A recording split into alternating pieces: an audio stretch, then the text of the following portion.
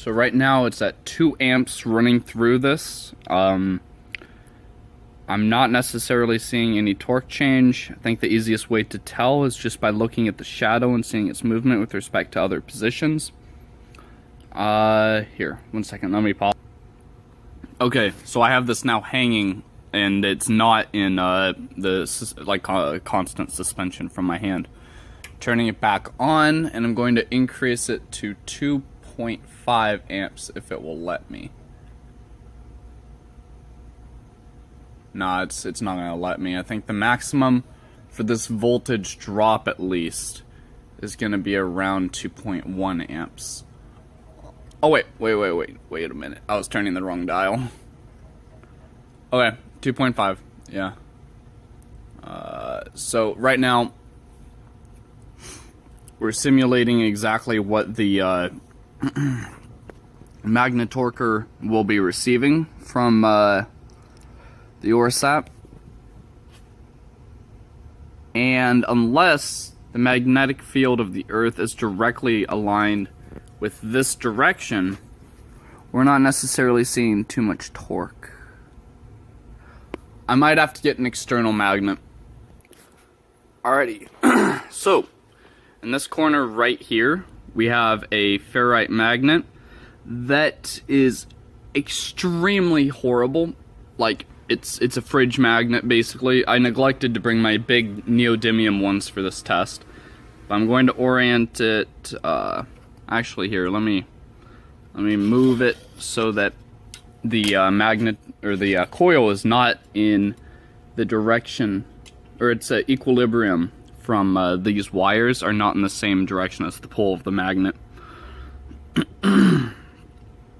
So since I'm running around 2 amps through here, we should see some degree of movement, at least into the direction of it.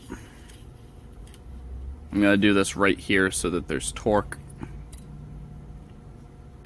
If I have it directly pointing this way, there won't be no torque. But if I have it right here, we'll see some type of gravitation towards it. We might even see some attraction. So, that's maybe a good sign. It was cool to see the, let's see that again. You can see the magnet moving.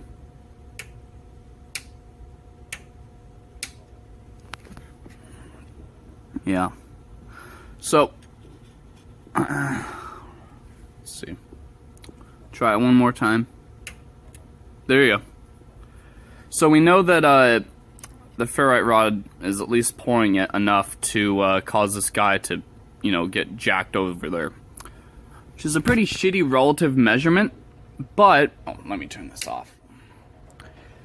Let's see how good it, or how well it fares when I take out the core. Alrighty, so we have no core now, and let me put this right here, set it upright, and now let's see how strong. Shit, let me knocked over a wire. Nothing. Here, let me orient it a little bit more towards there, pick it up off the ground. There we go.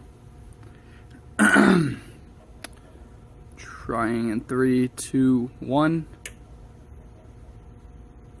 Nothing. So it does seem like, yeah, see, I'm moving it all the way up against it.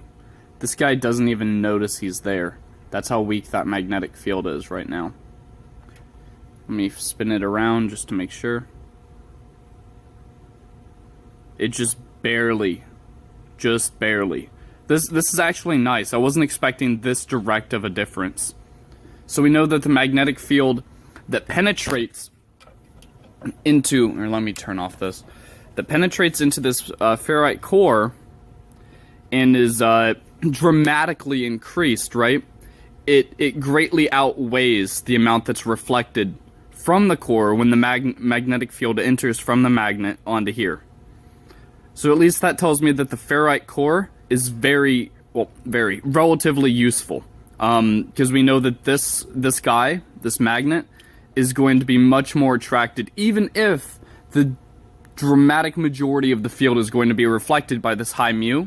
The amount of magnetic field that's getting amplified as it enters from the coil into the core is going to be greater. Glenn, I do hope that this actually makes a little bit more sense. Well, makes a little bit more sense. I hope this clarifies everything.